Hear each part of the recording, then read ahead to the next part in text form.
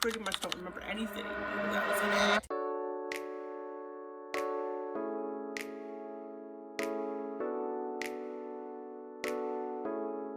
We are now into the end of October. It's actually November when I'm filming this, and I thought we would do a bit of a October wrap up, TBR, haul, everything sort of all encompassed in the last month or so as far as my reading journey life goes. So this is going to be probably a long one. I'm just gonna sit and talk. We're gonna like have a little FaceTime, so to speak. So get a snack, snuggle up. It's nice and cold outside, starting to get there. The leaves are turning. My birthday's in a few days, and I'm happy. I like the fall season. So let's jump into what I've been up to over the last month. I think I'll start with talking about the books that I read, and yeah, then we can get into other stuff. So the first book I read this month was called The Story of My Anger. This is an arc that I received from Penguin Teen Canada. This is a story about Yulita, who is a Black student in a Texan school who loves drama and theater, and she goes out for the leading role for a play. She's perfect for it. She had a great audition. Her drama teacher even told her so. And yet when casting time comes, she's not the right fit for the part. That choice was very clearly predicated based on her race, and that becomes more clear as the story goes on. And so Yulita and her friends decide that they are going to stand up for what's right and for their beliefs and for justice and equality, and they decide to form their own little theater troupe. The thing that was so interesting about this book is that it's told in a series of poems and almost script-like writing. And so the medium was quite different to read. And as someone who used to do theater back in high school and really enjoys reading books with different mediums, I really like this one. Not only was the message extremely powerful, but the form in which it was written from the perspective of a person who is a drama kid who loves to write her own plays and read plays by other Black artists. This was really powerful, and the way that it was written was really, really well done. I really enjoyed it. I did a little bit of tabbing in some spots with some of my favorite quotes, and I just thought I would like read a couple of the poems because I thought this was really powerful, and I think this is just a really good book. So this poem is just a few pages in. It comes after Yulita talks about the first time she read a play by Shang that's called Four Colored Girls Who Have Considered Suicide / When the Rainbow Is Enough. And she's talking about how much it meant to her to see a play written about people who look like her and who represent her and have gone through the same struggles as her. And this poem is called Girls Like Me. I cried because it's a play about Black girls like me, trying to exist in a world that refuses to hear us or see us or accept us as individuals, like when teachers call me by another Black girl's name because they think we look alike, because they never take the time to actually look at us. I cried because it's a play written in poems where the girls like me get to scream, be loud, and break things and not be sorry about any of it, where our tears and our tantrums are handled with care. I cried because it's a play that allows Black girls to be imperfect while still being worthy of love and friendship and forgiveness. It's about how we hurt and learn to heal from heartbreak and loss, and how we find our way back to ourselves in order to survive. I cried because it made me realize that Black girls like me, with stories like mine, do have a place on stage, in the theater, and in the world. I just think that is so powerful. You could see that the rest of the story is told, like there's a text message thread that tells a story. There's parts where it's written almost like a play with stage directions. Of course, the poetry is really, really powerful. It's just, I don't know, it's just really, really beautiful. I just think that if you are interested in reading and educating yourself more on the plight of young Black girls in this world, just trying to exist, just trying to be seen, just trying to feel valid in their own skin, this would be a really good starting place. Earlier in the month, I read One Perfect Couple by Ruth Ware. I actually really enjoyed this, and that's saying something because the last Ruth Ware book I read, I still don't know how I feel about it. It was The Woman in Cabin 10. I found it to be a little just blah. It was very dry. There wasn't much to it, and then the plot twist to me didn't really make sense. I really enjoyed this one in comparison. There was a lot happening in the plot, and while the main character to me was still kind of boring and just like not a great main character. The rest of the stuff going on in this was really interesting. This is about Lila, who is sort of at a crossroads in her life, in her career, and in her relationship. Her boyfriend's an actor who convinces her to enter onto this reality dating TV show where they determine who is the most perfectly suited couple within the group of a bunch of couples. On the very first night on this island, there is a tropical storm that sort of cuts them off from the rest of the world, and the couples are left on the island trying to figure out how to survive. They have to band together, and people keep dropping dead. I thought this was actually really good. This was more of a straightforward thriller. There was a few plot twists, especially the plot twist towards the end I actually really enjoyed, but was it my favorite thriller? No, it didn't keep me on the edge of my seat as much as I like to have from a thriller. Again, I'm a big Freida McFadden fan, so I like a very, very fast-paced thriller. This was sort of mid-paced. I would give this probably a 3.5 star out of 5, but not bad. I enjoyed it overall. I did start the book, The Subtweet, and this was one that I have been looking forward to reading for a while. I picked it up a super long time ago. It's essentially about an indie artist who tweets out a subtweet about a bigger artist and sort of destroys their career in the process, and I thought it was interesting, but I started this and I just found some of the characters like super insufferable, kind of just like on their high horse, and I didn't really like that. I'm not saying this is a complete DNF, but I put it down for now because I just wasn't in the state of mind to read it. Maybe I'll come back to it, but for now, this was a DNF. Self-care, it's one of those things where I wish I didn't go into all books as blind as I do. I'm never gonna stop that, but I went to this book completely blind, and I was about 40% in, realizing I hate every single character in this. They are so self-righteous, they're so woke, but in a very fake way. I didn't like it. Went on to Goodreads to look at other people's reviews, only to realize this is a satire and the characters are written that way on purpose. After that, I really started enjoying this book. This is about two best friends who start a self-care wellness app, sort of like the Facebook of wellness, and when one of them at the beginning of the book gets in trouble for writing a sort of insensitive tweet, they are sort of grappling with how to save their company. And there is a plot twist at the end of this that literally had my jaw dropping. I was thankfully recording when I read this, and I managed to get it on on video because I was so shocked by this. I ended up really enjoying this. I would rate this like a 4 star. The Wives by Taryn Fisher is probably my favorite book that I've read all month. This was just a really good time. It was very fast paced. It was easy to dive into, and the plot twists were absolutely crazy. I did guess the plot twist, but then there were so many red herrings before I got to like the actual what the plot twist was that I had totally changed my mind by the time I actually got to it. This book is about Thursday, whose husband has 2 other wives. She knows about it. It's all consensual. But when she finds out the name of one of his other wives, she gets a little curious, starts digging into his past with this other woman, and finds that he may potentially be not who he says he is, and this leads her down a rabbit hole that is insane and crazy and has so many twists and turns. I loved this one. I thought it was so much fun. It was so weird and just honestly so different than anything that I've read before. I gave this one a 5 star because I just had such a good time reading it. Aftershock by Gabrielle Pendergast. I picked this up from my library in the YA section. This was just like a little short novella that I read. It's about a young girl who reunites with her half-sister that she really doesn't know after an earthquake, and they sort of go on this like 1 or 2 day journey trying to find their father in the midst of this terrible earthquake. This was a really sad and sweet and satisfying book. It was very, very short. I think it was like less than 100 pages. Really well written, obviously geared towards a younger audience, something that maybe like a teenager would like to read, or maybe skewed even younger, but I really enjoyed it. I thought that it dove into some like family issues that might be relevant to young people whose parents are divorced, who have half siblings.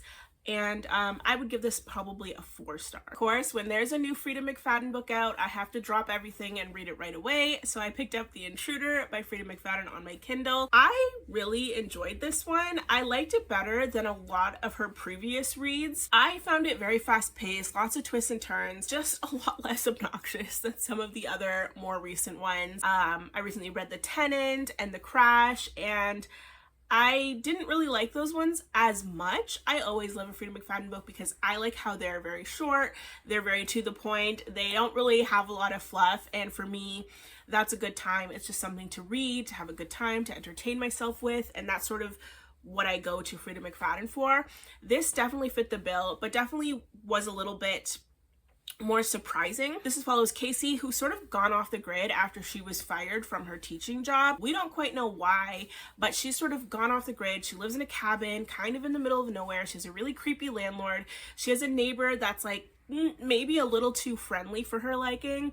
And one day right before a big storm, she finds a young girl covered in blood hiding out in her shed on the property that she is living on. And that just sort of unravels this sequence of events that's kind of crazy. At the same time, we're watching a young girl's story unfold, so it's sort of like a dual timeline sort of thing. And this young girl lives a very traumatic and rough home life, and she is looking for an escape. When the two stories converge, to me, it was a very surprising convergence of the stories. I really liked the plot twists in this one, and I hope that Frida sort of gets more back onto like this style of story, because I really enjoyed this one, and I would like in this one more towards like on my tier list towards like a housemaid level. It was a lot better than some of the ones from her more recently, and I loved it. And I always love a Frida McFadden, don't get me wrong. Almost all the books I read from her are like 3.5 stars or higher, because I just love her.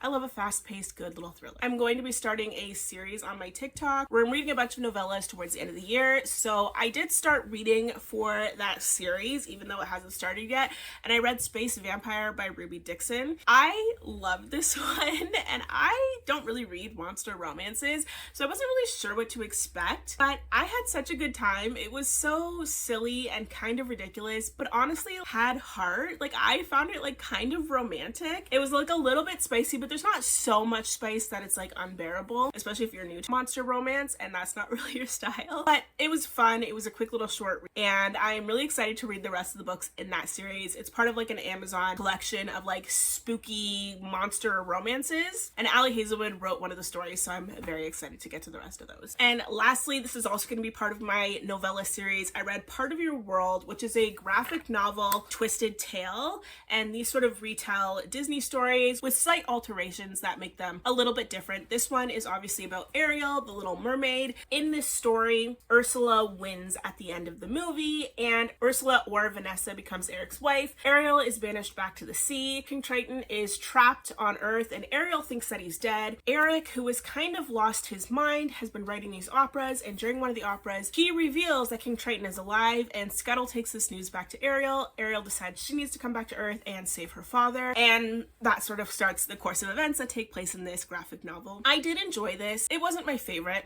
Honestly, I do really like retellings. I just found that this was a little bit unnecessary. Ariel was kind of obnoxious, I'm not gonna lie. This was fun. It was an easy read. You know, I feel like I am trying to read more graphic novels, so I'll just add this to my list of graphic novels. All right, so that is everything I read in the month of October. I'll get into my current reads in a little bit, but right now let's talk about some hauls. I have a library haul and I have a thrifted book haul, because I did do a little bit of thrifting this month, and I haven't done really much thrifting in a while, but I did manage to get out to a couple of thrift stores this month, so let's talk about those. First up, and one that I'm probably most excited about, I picked up Midnight Sun by Stephanie Meyer. If you have been around on my TikTok, you'll know that I'm currently doing a Twilight reread. I do have a video coming from it. It's just taking me forever to actually get through the book. And I'll talk about that a little bit more when I talk about what I'm currently reading. So I picked up Midnight Sun because it's the only book in the series that I didn't actually own, and it's actually the only book in the series that I haven't read yet. I never read this when it came out, so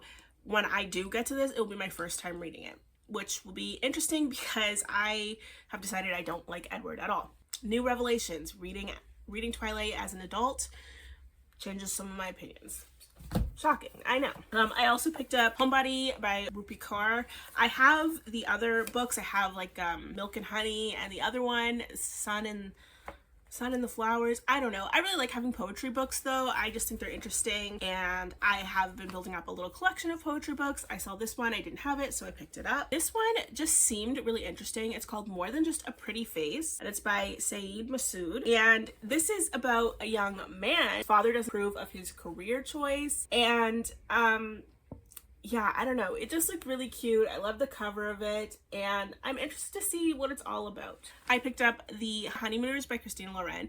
This one has been recommended to me a bunch of times before. I've actually never read a Christina Loren book, despite owning a whole bunch of them, and I have a couple more in the pile that I picked up. I really hope I like Christina Loren, or Houston, we're gonna have a problem, because my next two are Beautiful Biatch and Beautiful Bombshell to add to my collection. I have Beautiful Secret, Beautiful Bastard, a bunch of other ones in that series. I'm not sure how many books are in the series total, but I've slowly been building up my collection of that series, and maybe I will do a vlog reading that series. Here's hoping that Christina Loren is my speed, because I have so many books by Christina Loren. This weekend was honestly a really good thrifting weekend. I found With a Vengeance by Riley Sager. I've read, I think, 2 books by Riley Sager. Both of them I enjoyed. I am hoping that I enjoy With a Vengeance as well. I love thrillers. I try to have thrillers on hand. It's one of my favorite genres for when I'm in a reading slump. It's just pick up a thriller and fly through it. Usually they're pretty fast paced. Riley Sager's, so far the ones I've read have not been as fast paced as I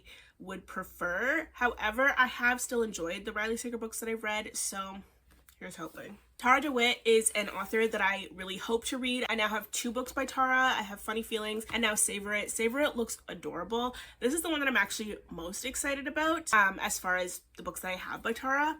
And I'm just hoping that I really enjoy it. I haven't been as much in a romance mood lately, which is why I haven't picked up any of my romance books in so long. But it's coming. It's coming. We're getting into winter season, and I tend to get like into like a romancy mood in the winter when it's like cold and you want to snuggle up with a romance. So maybe this one will come soon. I did find Family of Liars. I do have the first one, We Were Liars. This again is another series that I should get to very soon. One of my best friends loves We Were Liars and keeps asking me to read it, and I keep telling her I'm going to. Now that I have the whole series, I don't really have any other excuse. I'm gonna get to it soon, I promise. And lastly, I actually have started reading this one. It's Mouthful of Birds by Samantha Schweblin. On my last video, I talked about novellas that I loved, and I mentioned Fever Dream by Samantha Schweblin. Such a weird and eerie story, and so when I saw this at the thrift store, I was like, I need to get this. This is a collection of short stories. I've read the first one so far.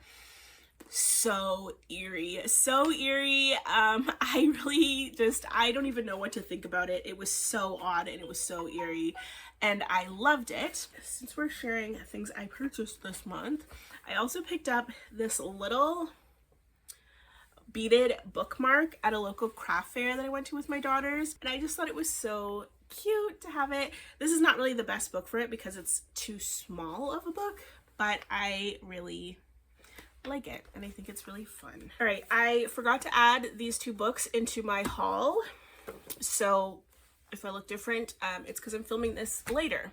But I also picked up Window Shopping by Tessa Bailey and How My Neighbor Stole Christmas by Megan Quinn. I have been slowly building up a Christmas collection of books. I think I have 3 or 4 now because I want to do like a Christmas reading vlog at some point through November or December. So I added 2 more books to my Christmas reading collection, and that is very exciting. And let's do my library haul now, because this is going into what I plan to read in November. So this is sort of part of my November TBR. I'll do my library books first, and then I'll get into the other books that I'm currently reading that I hope to finish reading before the end of the month. We'll start with the graphic novels. I already talked about Part of Your World. I read it in October. And then I also have Straight On Till Morning, which is the Wendy / Peter Pan retelling in the Twisted Tales series. I've read a couple of the other books in the series, but not as graphic novels other than Part of Your World. So I was just excited when I saw these. I picked them up, and this will probably be part of my novella series as well. Then I picked up Wild and Wrangled. I am a Lila Sage lover, and while I cannot afford to go and buy the last 2 books in the series right now, I have read Lost and Lassoed, and now I'm going to read Wild and Wrangled. I feel bittersweet about ending this series. It's one of my favorite series ever. But I'm really excited to read Soul Searching after I finish the Rebel Blue Ranch series, so that's going to be that. Very excited about this one. This is a top priority read. I just feel bittersweet about it. And this is my most exciting library find. It's The Favorites by Lane Fargo. The second I heard about this book months ago, I knew I had to read it. It's about an ice dancing duo, and they have like a complicated, like, will they, won't they relationship, I think. So good. And as a Canadian girly who loved Scott and Tessa growing up and watching them ice dance and just like always shipped them, this is gonna like fill a little hole that's been missing in my heart ever since Scott and Tessa retired. Let me check my notes. So now let's talk about my current reads. I already talked about Mouthful of Birds. Again, I only read the first short story. I think there's like 8 in there, so a little bit longer to go on there. I also am reading, my best friend insisted I read this book. It's a very silly little sports romance, kind of. It's called Caught Stealing by C.E. Ricky. This is just ridiculous, honestly, but I'm having a lot of fun. It's about Holden and Phoenix, and Phoenix and Holden hooked up at a party months ago. Holden does not remember it at all, but Phoenix remembers every little detail and hates that Holden's been acting like he doesn't exist. And when Phoenix's best friend starts going out with Holden, it's just not a good scene all around. It's very spicy, it's very naughty, and it's a lot of fun. I love a good sports romance. This is a lot of fun. It's just ridiculous. It's kind of turn your brain off type of book, and I'm having fun reading it. I'm currently in the middle of 2 rereads, which was not a great idea to do because both of them I'm annotating, tabbing, taking notes, and preparing to go on to the other books in the series. I started Divine Rivals a couple of weeks ago. I got about halfway through. I am adoring rereading. It just takes a lot out of me to be like annotating and paying very close attention and sort of picking up on pieces of lore that I either missed or forgot about. I read this about 1.5 years ago, so I pretty much don't remember anything that was in it other than the overlying plot of Iris and Roman. But I'm having such a good time rereading it. It's such a good book. It's so beautiful, but I'm trying to take my time with it because I do really want to soak in and remember those details. I'm trying to be a little more intentional, which is why I'm doing these rereads.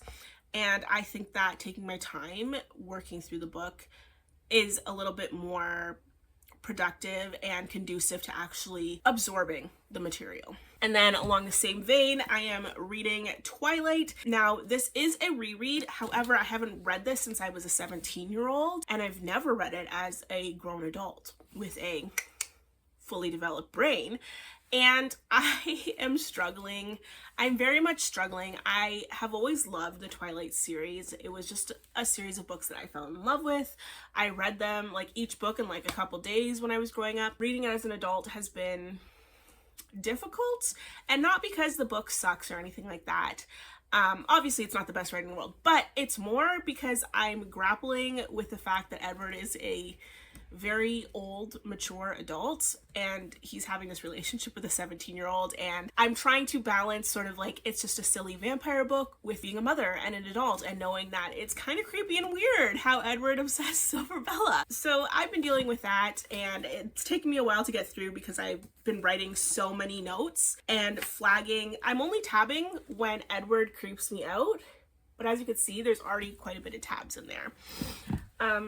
So that vlog's probably going to be super long, and I'm sorry to anyone that has to watch it, because I have a lot of thoughts, and I do not hold back on those thoughts in that vlog. That is it. That's it. I read a lot this month, and which is crazy because, honestly, for me, I didn't read a lot this month. I have months where I can sometimes read 20, 30 books. However, I feel like I've been more intentional lately with my reading, and I've really been enjoying sort of slowing it down, taking my time, and just having a little bit more intention when it comes to absorbing the information in the books. That's it for me this month. I hope you enjoyed this very long video of me doing nothing but yapping, and I am very excited for November, and I am trying to vlog a little bit more. I'm trying to post a little bit more. I'm hoping to post like twice a week if possible. But no matter what, I will be posting every Friday, and sometimes maybe on Monday or Tuesdays. We gotta get the schedule nailed down. But I hope you enjoyed this video, and I will see you in the next one, which will be my Twilight reread vlog.